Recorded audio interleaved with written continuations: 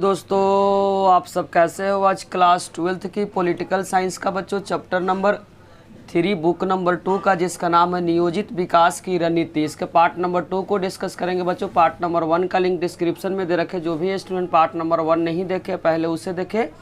आज हम लोग स्टार्ट करेंगे बच्चों पार्ट नंबर 2 का क्वेश्चन नंबर 7 से। क्वेश्चन नंबर 7 तो बच्चों पेपर के पॉइंट ऑफ व्यू से बहुत इंपॉर्टेंट है। इस क्वेश्चन को क्या करें, इंपॉर्टेंट मार्क करें। क्वेश्चन में गिवन है वामपंथ विचारधारा किसे कहते हैं। जो वामपंथ बच्चों जो विचारधारा उसके बारे में पढ़ना है, तो ध्यान से इसको आंसर को समझना है क्योंकि बहुत इंपॉर्टेंट है। जो लोग बच्चों गरीब और पिछड़े सामाजिक समूह की तरफदारी करता है, बस आपको इतना ध्यान रखना बच्चों। जो भी वामपंथी विचारधारा के जो लोग होते हैं वे लोग क्या करते हैं, गरीब और सामाजिक समूह, गरीब और जो पिछड़े होते हैं बच्चों, गरीब और पिछड़े सामाजिक समूह की क्या करती है, तरफदारी करते हैं। जो भी बच्चों वामपंथी विचारधारा के जो लोग होते हैं गरीब और समाज में जो भी बच्चों पिछड़े जो जाति या समूह होते हैं उसको तरफदारी करते हैं। उनको फ़ायदा पहुंचाने के लिए सरकारी नीतियों का क्या करता, समर्थन करता। बोलना चाहता कि इस तरीके के आप सरकारी कोई नीतियाँ बनाए जिसमें से गरीब और जो पिछड़े जो जाति है बच्चों उसको क्या हो, फ़ायदा हो। तो जो लोग गरीब और पिछड़े सामाजिक समूह की तरफदारी करता, उनके फ़ायदा पहुंचाने के लिए सरकारी नीतियों को समर्थन करने के लिए क्या करता, प्रयास करता है। और समाज को बदल कर उसमें ज़्यादा से ज़्यादा आर्थिक और जातीय समानता लाना चाहता। जो भी बच्चों समाज में जो समानता नहीं है, समानता को क्या करता, लाना चाहता वामपंथी विचारधारा के लोग। तो वहीं बोलना चाह रहा समाज को बदल कर। पहले बच्चों समाज में क्या होता, जाति पाति को देखा जाता, ऊंच नीच को देखा जाता था, लेकिन वामपंथी विचारधारा के लोग का मानना था कि समाज को बदल कर, जो बच्चों समाज को बदल कर उसमें ज़्यादा से ज़्यादा आर्थिक तथा जातीय समानता लाना चाहिए। जातीय का मतलब पहले के समय में बच्चों जाति को लेकर बहुत भेदभाव होता था, ऊंच नीच जाति को देखा जाता था। लेकिन वामपंथी विचारधारा के लोग बोलना चाहते हैं कि पहले के समाज जो है बच्चों, समाज को बदलकर ज़्यादा से ज़्यादा आर्थिक विकास होता था, जातीय समानता वो लोग लाना चाहते हैं। कौन बच्चों, वामपंथी विचारधारा के लोग। वामपंथी विचारधारा जब भी आपके पेपर में आता, आपको ध्यान रखना बच्चों, जो भी इंसान बच्चों जो पिछड़े जाति तथा गरीबों के हितों के बारे में सोचते हैं, ऐसा कोई भी सरकार नीति लेकर आए जिसके कारण से गरीब और पिछड़े जाति को फ़ायदा हो, ये लोग बेसिकली क्या करते हैं बच्चों, वामपंथी विचारधारा के लोग ऐसी नीतियों को क्या करते हैं, समर्थन करते हैं। और बोलना चाहता है कि बच्चों जब भी समाज में क्या होता है, जाति पाति को ऊँच नीच को देखा जाता है उसको बदल कर, और समाज में क्या बच्चों ज़्यादा से ज़्यादा क्या हो, आर्थिक और तथा जातीय समानता को लाना चाहता है। वामपंथी जनता के हक के लिए वकालत करने का दावा करता। जो वामपंथी जो विचारधारा के जो लोग हैं बच्चों, जनता के हक, जो भी जनता का जो हक है उस हक के लिए वकालत करने का क्या करता है, दावा करता है। तो इतने सारे पॉइंट आपको क्या करना बच्चों, वामपंथी विचारधारा के बारे में याद करना। वामपंथी विचारधारा बच्चों वह लोग होता है जो गरीब और पिछड़े जाति के तरफदारी करता तथा सरकार के ऐसे नीतियाँ बनाने के लिए मजबूर करता जो गरीब और पिछड़ी जातियों को क्या हो, फायदा हो, और समाज को बदलना चाहते हैं, ज़्यादा से ज़्यादा आर्थिक तथा जातीय समानता लाना चाहते हैं। वामपंथी विचारधारा जो भी गरीब का जो हक है उसको वकालत करने का क्या करता है, दावा करता है। इतने सारे पॉइंट बच्चों वामपंथी विचारधारा के बारे में आपको याद रखना है। अब हम लोग पढ़ेंगे बच्चों क्वेश्चन नंबर 8। ये भी क्वेश्चन बच्चों पेपर के पॉइंट अभी से बहुत इंपॉर्टेंट है। क्वेश्चन है दक्षिण पंथ के विचारधारा के बारे में पढ़ना। उस वाले में जो क्वेश्चन नंबर 7 में जो पढ़ाया था बच्चों वामपंथी विचारधारा के बारे में, अब हम लोग पढ़ेंगे दक्षिणी पंथ के जो विचारधारा उनका क्या मानना है। वह लोग बच्चों यह मानते हैं कि खुली प्रतिस्पर्धा हो, खुली मतलब ओपन बच्चों क्या हो, कंपटीशन हो, और मुक्त बाजार के जरिए ही तरक्की कर सकता। मुक्त जो व्यापार है बच्चों उसी के जरिए क्या कर सकता, देश विकास करता है। यानी बिना किसी कारण का सरकार कोई काम में क्या करे, हस्तक्षेप न करे। दक्षिण पंथ के लोग यह बोलना चाहते हैं बच्चों खुली प्रतिस्पर्धा, खुली का मतलब ओपन कंपटीशन हो, जिसके कारण से कोई भी लोग कोई भी काम को क्या कर सकता है, अपने हिसाब से क्या कर सकता है, चुन सकता है, और सरकार को बच्चों किसी भी प्रकार का इसमें हस्तक्षेप नहीं करना चाहिए।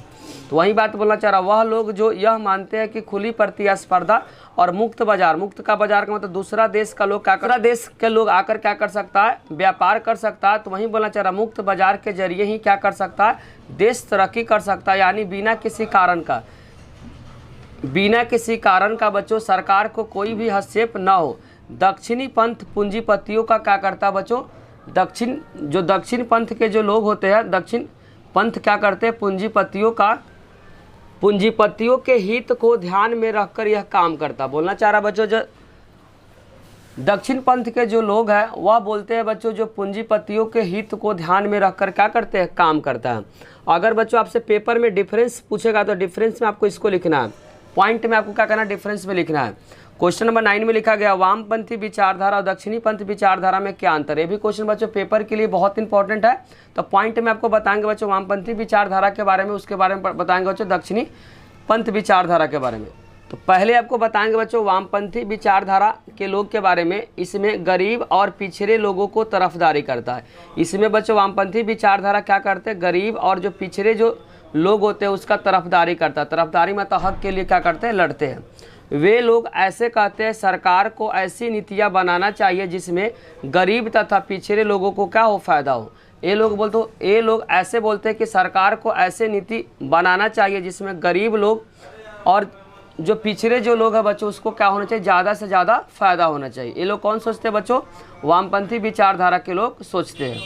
तीसरा पॉइंट आपको ध्यान रखना, गरीबों के हित में ध्यान रखकर विकास की नीति को अपनाना चाहिए। गरीबों को बच्चों हित में ध्यान रखकर विकास की जो भी नीति है बच्चों उस नीति को क्या होना चाहिए, सरकार को अपनाना चाहिए। 3 पॉइंट बताया बच्चों, तीनों पॉइंट को क्या करना आपको अच्छे से याद करना। अब पढ़ा रहे बच्चों दक्षिणी पंथ विचारधारा के लोग क्या सोचते हैं, खुली प्रतिस्पर्धा तथा मुक्त बाजार होना चाहिए। ये लोग बोलते हैं बच्चों खुली प्रतिस्पर्धा होना चाहिए तथा मुक्त बाजार की नीति होना चाहिए। सरकार अर्थव्यवस्था में बच्चों हस्तक्षेप न करे। जो सरकार है बच्चों बिना किसी कारण से अर्थव्यवस्था में किसी भी प्रकार का बच्चों हस्तक्षेप न करे। हस्तक्षेप का मतलब रुकावट न डाले। इसमें पूंजीवादी को बेहतर मानते हैं। ये जो लोग बच्चों दक्षिणी पंथ के जो विचारधारा व पूंजीपति को क्या मानते हैं, पूंजीवाद को क्या मानते हैं, बेहतर मानते हैं। इसमें कहा जाता है कि सरकार को व्यापार के नियम जो होना चाहिए बच्चों बहुत ज़्यादा आसान बनाना चाहिए। ये लोग बोलते हैं बच्चों इसमें पूंजीवादी को क्या मानते हैं, बेहतर मानते हैं। और ये लोग बोलते हैं सरकार को बच्चों जो मुक्त जो व्यापार है उस व्यापार में जो भी नियम है उस नियम को बहुत ज़्यादा आसान बना देना चाहिए। तो दक्षिणी पंथ के विचारधारा में खुली प्रतिस्पर्धा तथा मुक्त बाजार की नीति होना चाहिए। सरकार बच्चों अर्थव्यवस्था में किसी भी प्रकार का हस्तक्षेप न करे बिना किसी कारण से। इसमें क्या होता है, पूंजीवादी को बेहतर मानता है। इसमें कहा जाता है कि सरकार व्यापार का जो भी नियम है बच्चों नियम को बहुत ज़्यादा आसान बनाना चाहिए।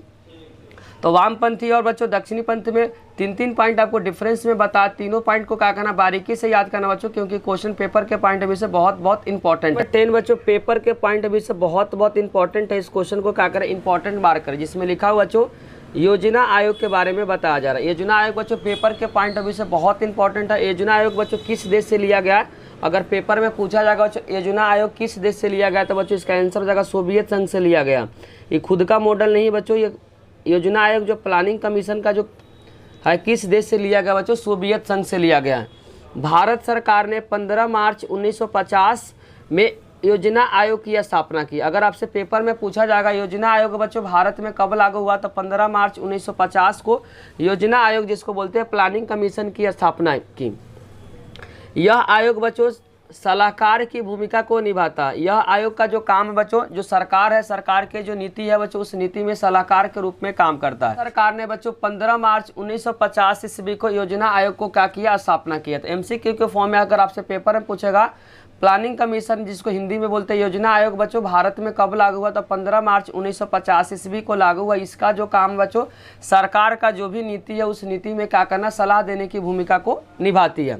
योजना आयोग का बच्चों जो अध्यक्ष होता है वह प्रधानमंत्री होता है। 1950 ईस्वी में वह भारत का जो प्रधानमंत्री थे उनका नाम आपको ध्यान रखना पंडित जवाहरलाल नेहरू थे। अगर पेपर में पूछेगा योजना आयोग के बच्चों अध्यक्ष कौन होता है तो प्रधानमंत्री। और उस समय बच्चों भारत के जो प्रधानमंत्री थे वो 1950 के समय उस समय जो प्रधानमंत्री थे भारत के बच्चों जवाहरलाल नेहरू थे। जवाहरलाल नेहरू आपको आंसर याद करना, जवाहरलाल नेहरू इसका करेक्ट आंसर हो जाएगा। तो योजना आयोग का बच्चों अध्यक्ष हमेशा आपको ध्यान रखना प्रधानमंत्री होता है। 1950 के समय में भारत का जो प्रधानमंत्री थे उनका नाम था जवाहरलाल नेहरू।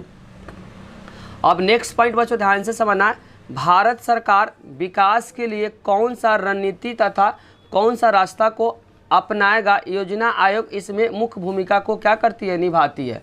भारत सरकार बच्चों विकास के लिए कौन सा रणनीति को अपनाएगा, कौन सा रास्ता को अपनाएगा, इसमें योजना आयोग का मुख्य भूमिका होती है। मेन जो भूमिका होती है बच्चों वह किसकी भूमिका होती है, योजना आयोग की क्या होती है, भूमिका होती है। नेक्स्ट पॉइंट ध्यान से समझना, इस योजना में कहा गया था कि भारतीय संविधान में यहाँ के नागरिकों को कुछ मौलिक अधिकार दिए गए। भारतीय संविधान में बच्चों आपको ध्यान रखना है, स्टार्टिंग में 7 मौलिक अधिकार था, लेकिन वर्तमान समय में बच्चों मौलिक अधिकार कितना है, 6 है।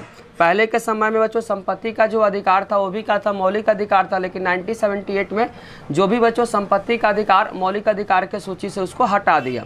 तो वहीं बोलना चाह रहा, भारतीय संविधान में यहाँ के नागरिक मतलब भारतीय नागरिकों को कुछ मौलिक अधिकार दिए गए और इस मौलिक अधिकार के अंतर्गत ऐसी समाज की संरचना बनाए जा जिसमें जनता की क्या हो, भलाई हो। इसमें बताया गया बच्चों ऐसे कोई भी समाज की जो संरचना हो उसमें क्या हो, सभी इंसान को क्या हो, भलाई हो। भलाई मतलब सभी को क्या हो, फायदा हो। भारतीय संविधान में यहाँ के नागरिक, यहाँ मतलब भारतीय नागरिकों को कुछ मौलिक अधिकार दिए गए, मतलब मात्र 6 मौलिक अधिकार आपको ध्यान रखना।